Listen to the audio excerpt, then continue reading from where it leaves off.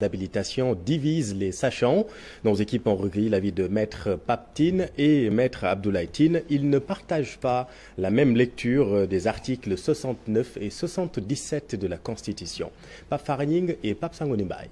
Loi inopportune et illégale pour Maître Abdoulaye Tine, modifier l'article 69 de la Constitution est une véritable régression démocratique. Il va falloir une réforme constitutionnelle, c'est-à-dire modifier déjà cette disposition de l'article 69.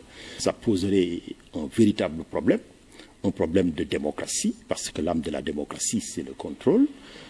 Pourquoi on a voulu limiter à cette période de 12 jours? Parce que c'est une mesure attentatoire aux libertés et qui a des conséquences sur les libertés publiques et les libertés individuelles.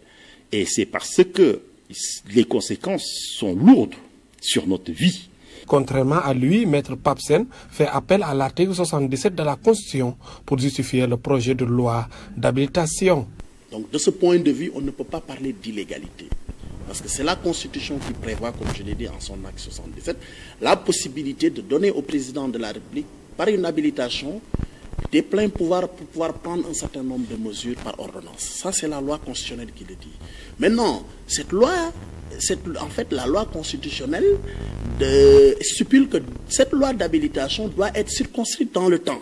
De tout faire pour prendre des mesures qui concilient cette riposte et le respect des libertés individuelles. Si Maître Tine dit clairement en période de crise, on ne change pas les règles, son homologue Maître Sen estime que la seconde vague du coronavirus oblige. Il y a une interdiction de modifier la Constitution en période d'exception. Pourquoi la Constitution a prévu cela? C'était pour éviter ce que souhaite aujourd'hui Macky Sall, c'est-à-dire qu'on lui donne les pleins pouvoirs. C'est-à-dire qu'en période de crise, quel que soit l'envergure de la crise, le Parlement des amis dessaisis, il doit continuer à exercer son contrôle. Donc c'est la seconde vague aujourd'hui qui explique peut-être le choix d'aller vers une nouvelle loi d'habilitation donc dans notre pays, comme je l'ai dit, pour faire face aux besoins d'ordre économique, aux besoins d'ordre sanitaire, social, mais également aux besoins d'ordre budgétaire, parce qu'il s'agit un peu de renforcer la riposte contre la pandémie de la COVID-19. Mais jusqu'à présent, le projet de loi d'habilitation reste introuvable. Selon nos interlocuteurs, le contenu n'est pas bien défini.